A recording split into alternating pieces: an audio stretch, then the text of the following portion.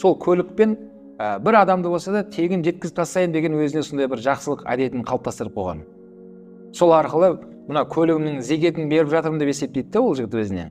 Бірақ сол бір жақсы әдеті, яғни оның мынаяқтағы үлкен жасап жатқан жобаларына, жетістікке жетуіне міндетті түрде үлесін қосады. Неге?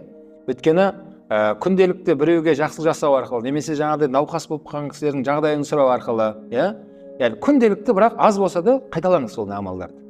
Осы амал, иншалла, сіздің жетістікке жетуіңізге септігін тигізетіндігін ғалымдар ескерткен. Және одан кейінгі төртінші жетістікке жетудің жолы, әрбір жеткен жетістігіңізді оны шынайы қуана біліңіз, бағалай біліңіз.